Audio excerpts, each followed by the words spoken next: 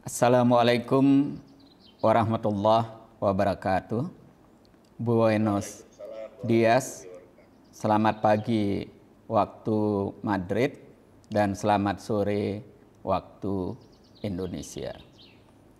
Yang saya hormati Bapak Ibu dari bisnis sebagai penyelenggara dari Indonesia Halal dan Syariah Expo 2022. Bapak Ibu peserta webinar hari ini yang beruntung karena saya yakin Bapak Ibu sekalian akan mendapatkan info-info yang sangat penting, dan kalau ditindaklanjuti dengan baik, dengan benar, dengan sungguh-sungguh, saya yakin Bapak Ibu sekalian akan mendapatkan peluang-peluang peningkatan usaha yang luar biasa. Mengawali kegiatan hari ini, marilah kita panjatkan puji syukur kepada Tuhan Yang Maha Esa, Allah Subhanahu wa Ta'ala, karena atas segala limpahan berkah dan rahmat-Nya, kita bisa melaksanakan kegiatan webinar peluang produk halal Indonesia di Spanyol dalam rangkaian kegiatan Indonesia Halal dan Syariah Expo 2022. Pertama-tama saya ingin mengucapkan terima kasih atas partisipasi Bapak Ibu sekalian pada kegiatan ini dan sekaligus menyampaikan salam kenal saya kepada Bapak Ibu selaku Duta Besar Republik Indonesia untuk Kerajaan Spanyol dan UNWTO.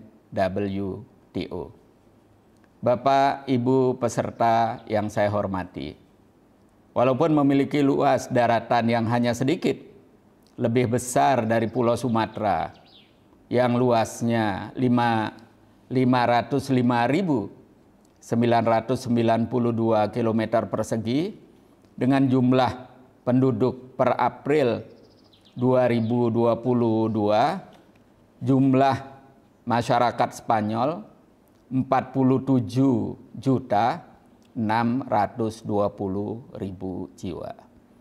Spanyol tetap menarik untuk dijadikan salah satu tujuan pengembangan produk ekspor asal Indonesia. Kalau masuk ke Spanyol, jangan hanya lihat penduduk Spanyol, karena Spanyol ini bagian dari Uni Eropa. Apabila produk Bapak Ibu sekalian bisa menembus pasar Spanyol, maka berarti bisa masuk ke seluruh negara-negara di kawasan Uni Eropa ini. Karena Uni Eropa ini sudah borderless, tanpa imigrasi, baik barang maupun orang. Karena itu kesempatan ini harus dimanfaatkan sebaik-baiknya. Sebagai negara dengan ekonomi 15 terbesar di dunia, dengan GDP per kapita tahun 2020 mencapai 27.000 US dollar, menjadikan masyarakat Spanyol memiliki daya beli yang cukup tinggi. Di samping itu, perlu diketahui sejarah peradaban Islam yang cukup panjang, sekitar 8 abad lamanya, mulai tahun 7011 sampai 1492 Masehi, yaitu hampir 800 tahun. Ini berarti peradaban Islam cukup mewarnai masyarakat Spanyol. Termasuk selera makan dan pakaiannya juga terasa sekali. Sampai sekarang penyebutan nama-nama tempat, nama-nama produk tertentu itu terasa sekali nuansa Arabnya. Nah, karena itu selaku duta besar, saya sekarang mengkampanyekan bagaimana wisata religius masyarakat Indonesia ke Spanyol ini bisa ditingkatkan. Saya sudah mengunjungi banyak sekali tempat-tempat wisata yang menarik di dunia Islam seperti Palestina dan Mesir. Dan setelah saya mengunjungi Spanyol ini, waduh luar biasa. Cordoba, Granada, Malaga, ya, Sevilla, itu sangat menarik sekali. Karena itu saya manfaatkan media YouTube untuk berbagi pengalaman, membagi pengetahuan, membagi rasa bahagia. Silakan Bapak Ibu sekalian lihat YouTube saya. Apabila Bapak Ibu sekalian membuka dengan keyword Wisma Duta RI Madrid dan menyebut nama saya, maka akan keluar YouTube saya. Nah, ditambah lagi dengan cukup terbukanya pemerintah dan masyarakat Spanyol terhadap umat Islam untuk melaksanakan kegiatan keagamaan. Sekarang masjid-masjid bebas berdiri di seluruh Spanyol. Umat Islam juga bebas melaksanakan ibadahnya. Termasuk di masjid-masjid ini juga menjadi pasar-pasar kecil yang menjual berbagai produk halal. Dan sekarang sudah mulai, kalau awalnya hanya daging, kemudian mulai muncul semacam bumbu-bumbu. Karena itu bagi teman-teman bisnis, ini juga masjid-masjid bisa menjadi sasaran untuk membangun networking. Teman-teman ITPC juga saya harapkan mulai engage, mulai mendata, mulai membangun hubungan komunikasi dengan masjid-masjid ini, karena ini menjadi sentra-sentra ekonomi Islam, walaupun kecil tapi lama-kelamaan akan besar. Saya baru saja kembali dari Granada. Salah satu masjid yang di sana yang dikelola cukup menarik, bikin kafe, kemudian bikin rumah makan, cuman belum bikin pakaian muslimah. Nah, saya kira ini peluang. Kalau Bapak Ibu sekalian menitipkan barangnya di sana, bekerja sama dengan mereka, ini tentu akan sangat besar pengaruhnya. Saya udah juga membuat kontak-kontak person. Ya, silakan nanti bagi yang tertarik untuk melakukan penetrasi pasar sampai ke masjid-masjid, ini bisa melalui Ibu Addak. Warga Muslim di Spanyol jumlahnya memang tidak besar, sekitar 2 juta lebih sedikit menurut sensus tahun 2021. Atau hanya sebesar 4,7% ya, dari total penduduk Spanyol. Tapi jangan dilupakan bahwa masyarakat Spanyol juga sekarang sudah mulai menyukai makanan halal. Di kepala mereka berbeda dengan kita, karena makanan halal menurut mereka itu makanan yang sehat dan bersih. Nah, citra ini juga penting untuk kita kembangkan, bagaimana membangun image positif terhadap produk-produk halal, sehingga produk-produk ini juga disukai, tidak hanya bagi mereka yang beragama Islam, yang memang ada tuntutan syar'i agar kita merasa aman dan nyaman dalam mengkonsumsi berbagai makanan, tetapi jangan dilupakan juga masyarakat non-muslim yang sangat besar ini bisa menjadi pasar yang potensial apabila kita tepat dalam melakukan pendekatannya. Bapak Ibu sekalian, warga Muslim di sini secara keseluruhan berjumlah sekitar 1 juta, yang 57% itu adalah imigran ya. 57% itu berarti sekitar 1 juta lebih sedikit, itu berasal dari Mauritania, Suriah, Iran, Kamerun, Turki, dan Pantai Gading, serta Guinea-Bissau, Mesir, dan lain-lainnya. Dan imigran terbesar di sini adalah orang Maroko. Orang Maroko juga sudah membuka restoran-restoran kecil, menengah, dan besar ya. Baik yang untuk menjangkau kalangan elit di tempat-tempat yang prestisius maupun juga di tempat-tempat pemberhentian bis ya, di jalan tol. Saya kemarin ke Cordova itu berhenti, ini restoran milik Raja Hasan ya, keluarga raja mungkin, besar sekali dan dikelola secara baik, bisa melayani tamu-tamu yang berhenti di rest area. Di samping mereka menyediakan makanan halal, mereka juga menyediakan musola yang cukup bersih. Nah, ini saya kira bagian dari strategi bisnis. Nah, restoran halal di samping Maroko yang banyak berkembang di sini juga dari Turki. Nah, restoran Jordan atau negara-negara lainnya termasuk Indonesia dan Malaysia itu ada tapi belum banyak. Paling tidak saya melihat kalau untuk restoran Indonesia, Sabor Nusantara, itu ada satu di Spanyol, ada satu di Madrid, dan restoran Betawi di Barcelona. Saya juga kalau berkunjung ke Barcelona, seringkali juga ke restoran Malaysia, tempatnya juga bagus dan rasanya juga cukup aman. Bapak, Ibu, dan para peserta yang berbahagia, untuk produk makanan dan minuman halal, sudah banyak ditemukan produk berlabel halal di Spanyol, yang memang kebanyakan berasal dari wilayah Timur Tengah dan Afrika, seperti Iran, Turki, dan Maroko.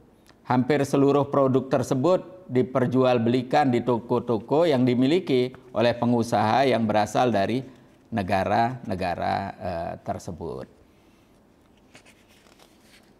Produk Indonesia yang memiliki label halal juga sudah cukup banyak ditemukan. Kebanyakan diperjualbelikan di toko yang menjual produk Asia maupun oleh restoran dan diaspora Indonesia di Spanyol. Sekarang berkembang juga pelayanan door to door via online dari warga negara Indonesia yang berada di sini. Tapi kalau produk itu belum resmi, maka pelanggannya menjadi terbatas. Kita juga di Madrid ini memiliki catering ya, yang menjadi langganan KBRI. Rasanya juga cukup enak. Nah, kami sedang berpikir bagaimana KBRI ini juga mengembangkan aktivitas ekonomi. Ya, karena selama ini saya lihat tidak ada aktivitas ekonomi. Katanya dulu pernah ada, misalnya setiap Jumat itu ada kantin, ya. Jadi melayani mereka yang sholat Jumat. Tetapi juga ketika masyarakat Spanyol itu mengerti karena rasanya unik, rasanya menarik, apalagi mereka yang pernah datang ke Indonesia ingin merasakan masakan Indonesia, setiap Jumat mereka datang ke KBRI untuk makan. Dan harganya jauh lebih rendah dari harga pasar. Karena di sini kan pajaknya sangat tinggi, kemudian juga harga atau membayar tenaga manusia itu sangat mahal, sehingga harga makanan sangat tinggi. Nah, sementara kalau makan di kafetaria KBRI, itu sudah enak, murah sekali lagi. Karena itu semakin lama semakin banyak yang menarik. Sempat diadakan seminggu 2 kali sampai 3 kali. Saya tidak tahu sementara ini tutup begitu, apakah karena pandemi atau faktor lain. Saya tidak tahu, tapi saya sekarang sedang mendorong untuk menghidupkan kembali. Nah, lebih menarik lagi, sekarang ini kan kita bisa menjual sesuatu secara online. Bisa diumumkan, misalnya hari Senin menunya nasi kuning, hari Selasa menunya nasi gudeg, hari Rabu ayam taliwang, hari Kamis rawon Jawa Timur, dan seterusnya. Nah, ini kalau diumumkan online, orang-orang yang tertarik dengan makanan itu kan pasti akan datang. Dan mereka akan menjadi pelanggan tetap kita. Nah, ini pasar yang luar biasa menurut hemat saya. Tidak perlu modal besar, ya. Tidak perlu modal besar, saya katakan, ya. Kalau perlu DWP itu urunan, istri saya akan suruh ikut urunan untuk modali itu. Karena modal makanan sebesar-besarnya berapa sih? Ya, kalau mau masak di Wisma ada peralatan yang sangat lengkap. Ya. Nah, ini juga mendidik istri-istri kita supaya jangan berpikir konsumtif. Jangan hanya berpikir menguras kantong suami, itu tidak sehat. Ya. Terus berpikir tentang outlet, berpikir tentang jalan-jalan. Coba diajar bisnis sehingga kreativitas muncul, solidaritas muncul, berpikir efisien muncul. Tidak hanya berpikir hura-hura dan menghambur-hamburkan uang. Itu tidak bagus, baik untuk diri sendiri maupun masyarakat. Nah, ini penting sekali, ya. Nah, sementara itu untuk produk fashion ini juga belum berkembang, ya. Nah, saya membacanya memang fashion khususnya untuk wanita itu yang berasal dari negara-negara tertentu seperti Turki, Bangladesh maupun Maroko tidak semodis Indonesia. Indonesia itu kreatif sekali. Ya, saya perhatikan, ya. Dulu sebelum pandemi, orang-orang Malaysia itu rombongan datang khusus ke Bandung untuk shopping pakaian. Karena menurut mereka murah dan menarik. Di Malaysia tidak mereka temukan. Nah, sebagian besar mereka itu memanfaatkan untuk dijual kembali. Nah, ini kan menjadi menarik, ya. Kalau kita bisa melakukan itu di Madrid atau Barcelona, ini bisa menjadi penetrasi pasar, baik di negara-negara kawasan Afrika Utara karena mereka punya perjanjian ekonomi khusus, ya, yang bebas pajak. Nah, kita tidak tahu, ya, apakah nanti strateginya mengirim ke sini tanpa merek. Nah, kemudian bekerja sama dengan pengusaha lokal dikasih merek Spanyol, kemudian dikirim ke berbagai, kan bisa. Banyak sekali peluang kreativitas yang bisa dikembangkan. Wong Nike aja udah melakukan itu. Emangnya Nike itu punya pabrik? Tidak. Ya, Nike itu cuma kasih merek, ya. Pabriknya di Indonesia banyak sekali, tapi tidak dijual di Indonesia. Dijual di Amerika, dijual di Eropa. Nike cuma kasih pabrik sama memberikan standar quality. Harus memenuhi standar quality ini, dibuatnya di Indonesia, dikirim. Nah, kita kan juga bisa menggunakan strategi yang sama. Ya, diproduk di Indonesia, dikirim ke Spanyol, kasih merek Spanyol. Di sini jago-jago. Ya, Mango itu kan produk di sini. Banyak sekali produk-produk terkenal di sini diproduksi di Indonesia. Sekarang kita balik. Ya, barang kita dijual sini pakai stempel di sini, yang beli orang sini. Ya, atau dikirim ke Afrika Utara, banyak sekali yang saya kira bisa menarik. Apalagi sekarang kita bisa jualan online, pasarnya luas, orang bisa melihat bagaimana desainnya, kira-kira warnanya, tinggal pesan ukurannya, jadi itu barang. Ya. Sebagai negara yang bertopang kepada pariwisata, cukup mudah juga ditemukan restoran halal di Spanyol ini. Jenis makanan yang disajikan kebanyakan bergaya Timur Tengah dan Mediterania.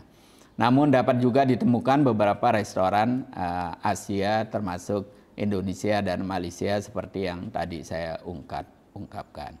Nah, sekarang juga muncul, ya, hotel, masjid-masjid serta fasilitas publik yang ramah Muslim di seluruh wilayah Spanyol yang kemudian juga mulai tumbuh walaupun tidak atau belum seperti di Indonesia, tapi menjadi sentra-sentra bisnis yang baru khususnya untuk berbagai produk halal baik terkait makanan maupun pakaian.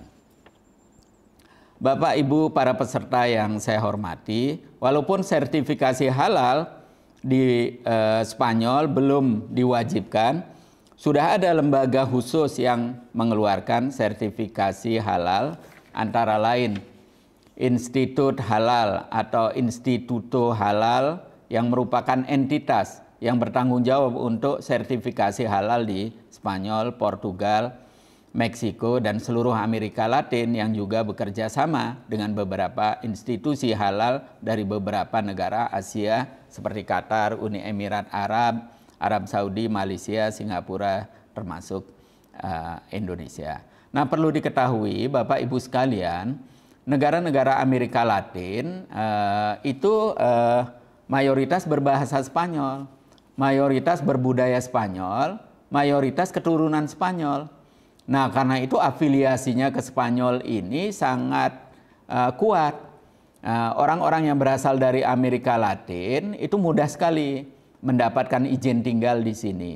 Orang-orang yang berasal dari Amerika Latin boleh memiliki properti di sini. Orang-orang yang berasal dari Amerika Latin mudah sekali mendapatkan pekerjaan di sini. Di samping karena budayanya sama, bahasanya sama, tapi juga ada hubungan historis dan genetik yang sangat kuat. Nah, karena itu manfaatkan itu.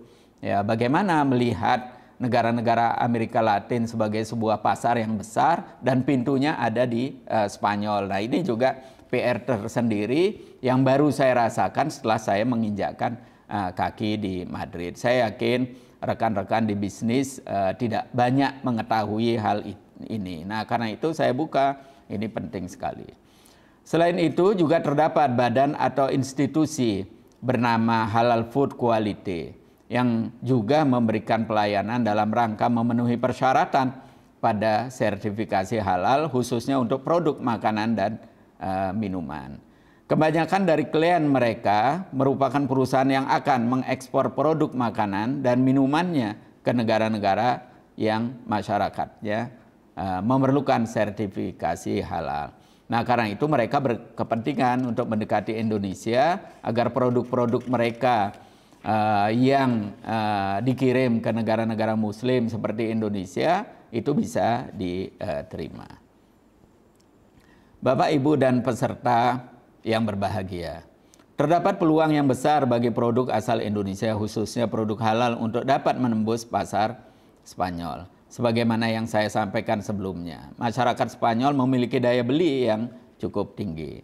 Tren peningkatan kunjungan turis asing, khususnya para wisatawan Muslim yang ingin mengetahui sejarah penyebaran Islam di Spanyol, memberikan peluang bagi industri halal Indonesia memasuki pasar Spanyol. Saya sedang melakukan langkah-langkah tertentu bagaimana agar di tempat-tempat wisata itu ada katakanlah restoran-restoran kecil yang cukup dekat, kalau perlu yang sifatnya temporer. Di sini kan memungkinkan kalau jualan pakai mobil gitu pada waktu-waktu tertentu di posisi tertentu, dan di beberapa tempat termasuk di Madrid dan Barcelona itu orang boleh menyewa tempat parkir permanen, termasuk di jalan-jalan besar untuk parkir mobil dan kemudian berjualan. Nah, hanya saja itu izin parkir permanennya berbeda dengan izin jualannya. Kalau di Indonesia izin jualannya kan tidak ada, ya. Nah, sehingga mobil bisa katakanlah setiap hari Jumat saya kalau di Jakarta itu sering lihat di Masjid Agung atau di beberapa masjid besar yang lainnya ada mobil yang jualan masakan Jawa, mobil yang jual masakan Padang gitu. Ini berjualan di tempat-tempat tertentu. Nah, di Spanyol ini memungkinkan untuk menyewa parkir secara permanen. Bahkan restoran-restoran yang ramai karena kekurangan space bisa menyewa lahan parkir di depannya secara permanen. Nah, ini juga saya kira cara yang unik di Spanyol ini bisa dimanfaatkan. Nah, bagaimana teman-teman bisa memanfaatkan buka restoran halal Indonesia di posisi itu? Saya yakin akan laris manis ini. Nah, selain itu juga untuk mendorong turis Indonesia itu bagaimana ada tempat-tempat untuk bisa beribadah.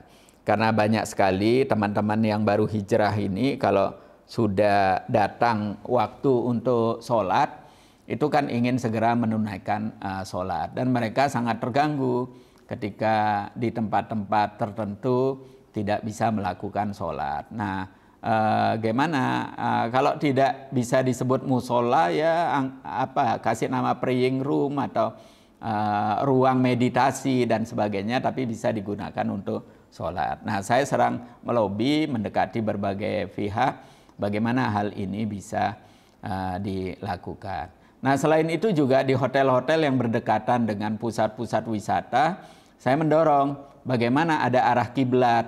Karena setiap kali kita masuk hotel, kita bingung mencari kiblat. Jadi kalau di Indonesia itu mencari kiblat itu mencari arah matahari terbenam. Ya, nah kalau di Spanyol kita mencari arah matahari terbit. Nah, kalau di Indonesia arah matahari terbenam geser kanan dikit. Nah, kalau di sini arah matahari terbit geser kiri dikit. Nah, gitu arah kiblatnya.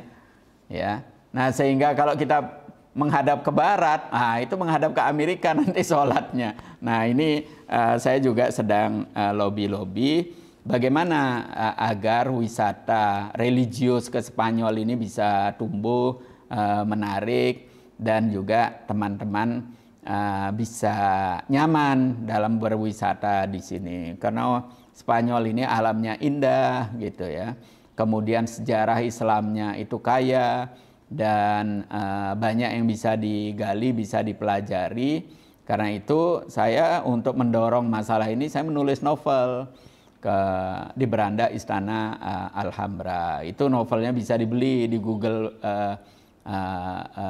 Playbook ya. Kemudian juga saya sekarang sedang bikin YouTube ya untuk mensosialisasikan bagaimana kayanya sejarah Islam di sini yang selama ini tertutup oleh berbagai kepentingan. Dan Islam yang rahmatan lil alamin betul-betul pernah terwujud di sini dan menerangi bukan saja kawasan Eropa tetapi dunia secara keseluruhan. Jadi Islam yang rahmatan lil alamin, dulu umat Islam menguasai sains dan teknologi, bahkan mengajarkan bangsa barat sains dan teknologi. Bagaimana menggunakan sains teknologi membangun peradaban, bagaimana menggunakan sains teknologi untuk memajukan ekonomi, bagaimana sains teknologi untuk menjaga kesehatan, termasuk juga musik. Nah, ini penting sekali diketahui dan itu semuanya terjadi di sini ya. Tren peningkatan kunjungan turis asing khususnya para wisatawan muslim yang ingin mengetahui sejarah penyebaran Islam di Spanyol memberikan peluang bagi industri halal Indonesia memasuki pasar Spanyol. Nah, selain itu secara geografis dan sejarah, Spanyol juga memiliki hubungan kerjasama yang baik dengan wilayah Afrika Utara dan Amerika Latin yang tentunya menjadikan Spanyol menjadi tujuan yang menarik untuk pengembangan pasar. Namun demikian masih terdapat beberapa tantangan yang dihadapi, antara lain Indonesia belum memiliki perjanjian perdagangan dengan Uni Eropa, di mana Spanyol menjadi bagiannya. Hal ini menyebabkan produk Indonesia kurang bisa bersaing karena masih banyak hambatan akses pasar baik tarif maupun non-tarif. Untuk itu berikan dukungan kepada para perunding Perjanjian Kerjasama Ekonomi Komprehensif Indonesia Uni Eropa untuk segera menuntaskan perundingannya sehingga akses pasar produk Indonesia ke Uni Eropa dapat terus meningkat di masa yang akan datang. Lalu bagaimana strategi yang jitu untuk dapat masuk ke pasar Spanyol? Wajib bagi para pelaku ekspor untuk mengetahui regulasi importasi ke wilayah Uni Eropa khususnya Spanyol. Sertifikasi halal belum diwajibkan, namun sertifikasi keamanan dan kualitas produk khususnya produk pangan harus dipatuhi jika ingin memasuki pasar Eropa. Nah, perlu diketahui juga terkait dengan bumbu-bumbu termasuk ragi ya, di mana kita memerlukan untuk membuat tempe. Ini Spanyol tidak bisa menerima karena dia tidak mengerti ini jenis makanan apa. Nah, karena itu rempah-rempah dan sejenisnya produk Indonesia masuknya selalu dari Belanda. Nah, selain Belanda punya pelabuhan sangat besar, rute Indonesia ke Belanda juga cukup kuat. Karena itu manfaatkan para pengusaha kita yang berada di Belanda untuk dijadikan partner dari Belanda baru masuk ke Spanyol. Sementara ini banyak sekali produk seperti itu, termasuk yang terakhir adalah gula aren ya, atau kita sering menyebutnya gula Jawa. Begitu juga berbagai jenis kopi ya, dan sebagainya, itu masuknya justru dari Belanda baru masuk ke Spanyol dan kemudian juga masuk ke kawasan Afrika Utara. Selain itu, jika tujuan pemasaran produk adalah orang Spanyol atau orang asing lainnya, memenuhi selera konsumen sangat disarankan. Sebagai contoh, orang Spanyol ini tidak bisa makan makanan pedas ya. Nah, karena itu sekarang beberapa pengusaha Asia yang menawarkan masakan pedas itu mulai kreatif ya. Jadi kalau sambal itu umumnya dipisah.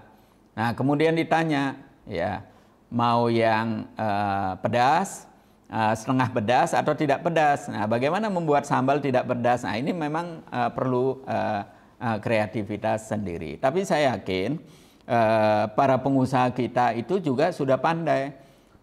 Saya surprise karena beberapa teman Belanda yang kemarin menghadiri teman Spanyol yang menghadiri MotoGP di Mandalika, itu cerita banyak sekali tentang ayam taliwang. Wah, enaknya pol katanya ya.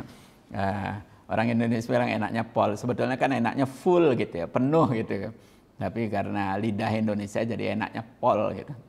Nah, ya, saya jadi surprise. Nah, saya menyelidiki gimana bule yang tidak berani pedas bisa menikmati ayam taliwang. Ternyata pengusaha kita di Lombok itu sudah pinter. Ya, jadi ayamnya dipisah, cabenya dipisah. Nah, setiap yang datang ditanya, ya mau minta yang pedas, yang medium atau yang tidak pedas. Mereka bisa menyuguhkan. Nah, sehingga orang sini sangat suka sekali. Nah, kira-kira itu hal-hal yang terkait dengan selera konsumen. Selanjutnya, aktif ikuti pameran dagang internasional baik dengan memanfaatkan fasilitas yang disediakan oleh pemerintah maupun secara mandiri. Hal ini penting sebagai sarana untuk memperkenalkan produk Bapak Ibu secara langsung. Melalui pameran juga dapat memperoleh tren dan informasi kebutuhan pasar, sekaligus juga mengintip pesaing di pasar global. Manfaatkan perwakilan perdagangan Indonesia di Spanyol. Kita punya atas perdagangan KBRI Madrid dan ITBC di Barcelona. Gali informasi pasar, regulasi, inquiry, dan lain sebagainya melalui mereka. Ini Ibu Addak, Ibu Novita aktif sekali.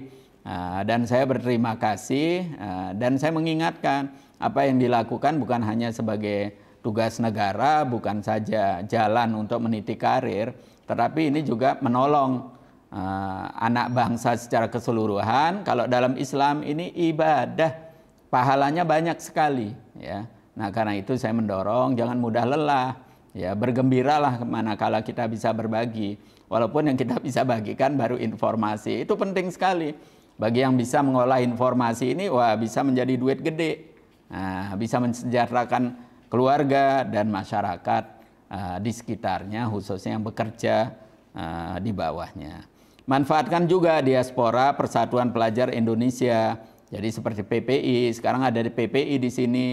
Kemudian juga ada PCIM, Pimpinan Cabang Istimewa Muhammadiyah, ada NU, ada KAHMI. Sebentar lagi akan ada ICMI. Ya, Ketua ICMI baru saja mengunjungi Madrid dan sudah bertekad untuk mendirikan ICMI cabang Eropa. Ya, mudah-mudahan ada representatifnya di Spanyol.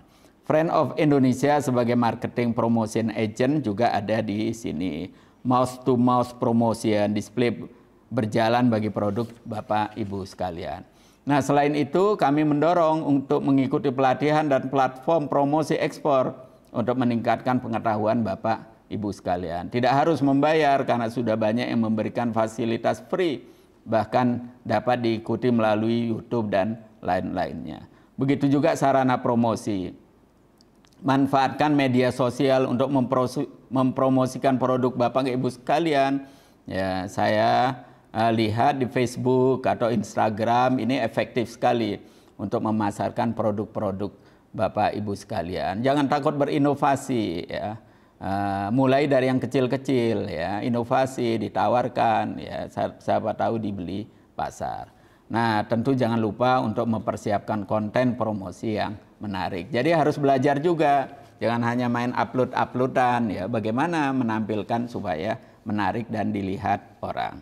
Sebagai penutup dari saya, di kesempatan yang baik ini saya mengharapkan dukungan kepada para pelaku ekspor untuk terus berinovasi, menciptakan produk-produk berdaya saing tinggi. Demikian yang dapat saya sampaikan. Terima kasih. Saya akhiri dengan wabillahi taufiq wal hidayah. Wassalamualaikum warahmatullahi wabarakatuh. Waalaikumsalam warahmatullahi wabarakatuh. Terima kasih Pak Dubes. Ibu Renezi, ini produknya EcoPrint. Ini luar biasa. Ya, saya yakin pasar Spanyol besar sekali, walaupun sampai saat ini saya belum mendapatkan laporan dari Ibu Addak kalau ada yang memasukkan produk ini ke Spanyol. Nah, hanya saja belajar dari produk serupa dari negara lain, historinya harus ditulis, Bu. Gitu, historinya ditulis ya. Kemudian komposisi, kemudian bahan bakunya juga dari mana. Kalau perlu daerahnya juga disebutkan. Kalau perlu nama petaninya juga disebutkan. Gitu. Nah, itu menjadi lampiran yang membuat produk Ibu menjadi sangat eksklusif dan menarik. Banyak sekali orang-orang pencinta lingkungan di sini itu dia boleh berkompromi dengan kualitas ya. Tetapi tidak mau berkompromi dengan hal-hal yang terkait dengan lingkungan. Banyak sekali orang kaya di sini, orang punya duit yang memang tertarik dengan produk-produk seperti ini. Nah, hal-hal yang lebih lanjut Ibu bisa nanti melalui Pak atau Mas Hadi Negoro minta nomor HP-nya Ibu Addak ya. Nanti ITPC akan bisa memberikan informasi lebih detail. Nah, hanya saja Ibu perlu diketahui sampai sekarang ITPC di Barcelona punya kita itu hanya showroom. Nah, saya sedang mendorong bagaimana ini bisa juga jualan. Nah, teknisnya bagaimana ya silakanlah berkomunikasi dengan produsen-produsen, para marketer yang lebih ngerti kondisi lapangan. Termasuk juga berkolaborasi dengan pengusaha lokal gitu ya, sehingga masalah regulasi segera bisa diatasi. Jangan diam ya, jangan hanya wah ini tidak boleh, ini tidak boleh, tidak boleh terus tidur, makan gaji. Tidak boleh begitu. Ya, harus kreatif ya. Nah, bagaimana ini dilihat sebagai peluang karena negara mengeluarkan uang sangat besar. Departemen Perdagangan sewa tempat sangat strategis, sangat besar. Ya, saya terkejut-kejut melihat angka-angka itu. Wong adik saya jualan itu tanpa bantuan negara sama sekali, bisa survive, bisa untung, bisa membantu orang lain. Nah, ini bagaimana negara mengeluarkan uang kok tidak menghasilkan gitu loh, logika sederhana. Adik saya di Condet ya, punya produk fashion. Dia mempekerjakan teman-temannya, saudara-saudaranya. Ya, untung besar, tidak dibantu negara sesen pun, tidak pakai uang bank sesen pun. Ya. Ya. Nah, kita ini difasilitasi negara, dikasih gaji besar, kok enggak bisa menghasilkan? Waduh, saya enggak habis pikir itu. Ya. Ya. Enggak habis pikir, enggak boleh berhenti, enggak boleh ngelamun. Ini tidak bisa, ini tidak boleh loh. Kalau tidak boleh, kenapa orang lain bisa? Ya, kenapa orang lain boleh? Ya, jangan kunci kepala kita dengan bayang-bayang, bikin hantu-hantu sendiri yang mengikat-ikat hati kita sendiri. Ya. Ini membuat kita tidak kreatif. Nah, ini saya perlu sampaikan supaya ini terpacu teman-teman di ITPC, juga teman-teman di KBRI. Ya. Ya, karena gaji mereka besar, negara menyediakan fasilitas. Ya. Nah, ini penting saya sampaikan kepada Bapak Ibu sekalian, sehingga kemudian ada sinergi ya di antara KBRI, teman-teman ITPC dengan Bapak Ibu sekalian.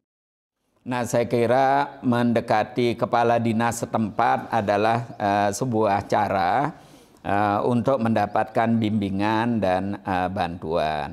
Tetapi juga menghubungi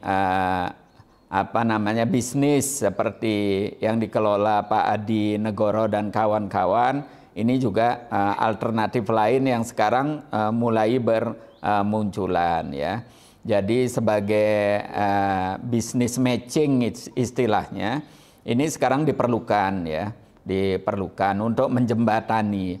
Termasuk juga apa yang disampaikan dari Pak atau Mas Hafid tadi, bagaimana kalau produknya misalnya yang saya tahu itu kalau mau ekspor barang itu kan akan optimal atau efisien dari berbagai pertimbangan kalau mengirimnya minimal 1 kontainer.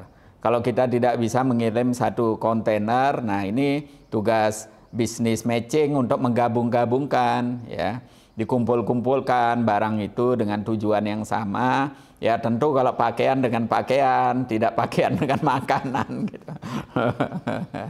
Nah, kalau yang makanan juga dikumpul-kumpulkan, makanan sejenis ya, ikan misalnya dikumpulkan dengan udang ya. Kemudian dodol jangan dikumpulkan dengan terasi misalnya. Nah ini kan perlu skill tersendiri, tetapi juga perlu effort tersendiri, dan semuanya harus dikalkulasi secara bisnis ya. Nah termasuk juga bagaimana memilih kapal atau lain ke tujuan yang di samping menyediakan fasilitas freezing ya, kalau memang itu barang-barang frozen, tetapi juga dari sisi waktunya itu bisa tepat waktu sesuai dengan kalkulasi. Intinya memang banyak sekali yang harus dikalkulasi, dan ini tidak bisa dikerjakan sendiri, apalagi belum berpengalaman. Itu risikonya terlalu tinggi. Nah, saya kira ini peran bisnis matching ya, seperti Mas Adi dan kawan-kawan ini akan bisa membantu. Nah, Mas Hafiz dan kawan-kawan saya kira bisa berhubungan ya, selain tadi kepada kepala dinas juga kepada Mas Adi Negoro dan kawan-kawan ya, untuk berkonsultasi, kemudian secara teknis, kemudian bagaimana memulainya, karena bagaimana memulainya ini juga perlu effort tersendiri ya. Berapa besar agar resikonya tidak masih bisa tertanggungkan lah. Jadi seperti orang cari minyak gitu ya. Saya kan banyak teman-teman yang bisnis di perminyakan. Itu kalau gali lubang 10 lubang, 1 lubang belum tentu dapat 1 minyak ya. Tetapi begitu 1 lubang itu berhasil menemukan, nah biaya yang digunakan untuk 9 lubang sebelumnya tertutupi, kira-kira gitu. Bahkan kalau kita bicara gas itu lebih panjang lagi ya, bisa diwariskan ke anak cucu ya, karena bisa diambil sangat lama. Kalau minyak mungkin 1 generasi ya, tapi kalau gas bisa 2-3 generasi ya, karena umumnya kandungan atau cadangan gas lebih besar. Nah, analogi ini juga terjadi di semua bisnis ya. Mungkin kita sekali mencoba gagal, 2 kali mencoba gagal, jangan berhenti ya. Karena bisa jadi ini seperti naik tangga ya. Nah, kita tidak tahu berapa anak tangga yang kita harus tempuh untuk meraih sukses itu. Nah, kalau kita berhenti di anak tangga ketiga atau keempat ya, merasa lelah, kedodoran, kehabisan tenaga, maka sukses itu tidak akan pernah datang. Karena bisa jadi anak tangga ke-10 baru kita menemukan sukses itu. Atau bisa juga kalau suksesnya lebih tinggi anak tangga ke-20, ke-30. Nah, ini kan tergantung juga dunia bisnis apa yang akan kita masuki. Nah, ini hal-hal ini memang ada misteri tersendiri. Karena itu kalau kita belajar dari para pengusaha sukses itu umumnya punya endurance ya, daya tahan, dan tidak mudah menyerah ya. Gagal, coba lagi, gagal, coba lagi. Dan bahkan ada yang sudah berhasil terus kena tipu, gulung tikar, mulai dari zero lagi. Gak apa-apa, itulah dunia bisnis, harus dimengerti, disadari. Nah, karena itu apapun yang terjadi, kita harus siap menghadapi. Nah, ini hal-hal seperti ini juga penting diketahui. Nah ini Ibu kaitannya dengan traders dan produsen ya. Di Indonesia itu kan biasa kontraktor ngesubkan, dari sub ngesubkan lagi, dari sub ngesubkan. Rantainya enggak tahu berapa panjang itu. Nah saya kira di sini para pengusaha di sini tidak ingin terperangkap seperti itu. Itu yang pertama ya. Nah yang kedua, walaupun Ibu sebagai traders, bacaan saya, Ibu sebetulnya sebagai produsen. Nah, kalau menggunakan bahasa maunya orang Spanyol, karena Ibu berhubungan langsung dengan produsennya begitu. Jadi Ibu jangan menempatkan diri sebagai trader, Ibu produsen. Hanya saja secara teknis yang memproduksi adalah ya orang-orang yang Ibu kumpulkan. Gitu Bu, ininya pengertiannya. Iya. Sama dengan sebuah pabrik ya. Emangnya direkturnya bikin sendiri misalnya pabrik dodol. Emangnya direkturnya bikin dodol Garut? Kan enggak. Direkturnya kan di ruang direksi ya. Berhubungan dengan komputer dan telepon. Nah, yang bikin dodol di dapurnya itu kan pekerja kasarnya gitu. Tapi kan dia punya merek gitu. Dan dia berhak mengatasnamakan bahwa dia produsen. Nah karena itu Ibu yang penting adalah punya merek sendiri, gitu. Jadi punya merek sendiri yang didaftarkan secara resmi, ya. Nah mengenai suppliernya Ibu, pekerjanya Ibu, itu bagian dari company-nya Ibu, gitu, ya.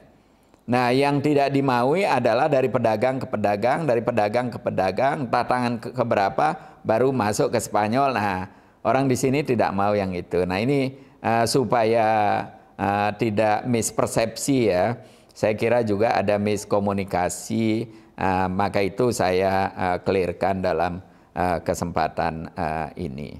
Nah kemudian juga cerutu, sekarang itu cerutu dari Jember sudah mulai masuk ke Eropa dan beberapa dubes kita sudah berkoordinasi untuk membantu bagaimana cerutu Jember ini yang konon kualitasnya walaupun kalau dibandingkan dengan cerutu Kuba itu jauh ya.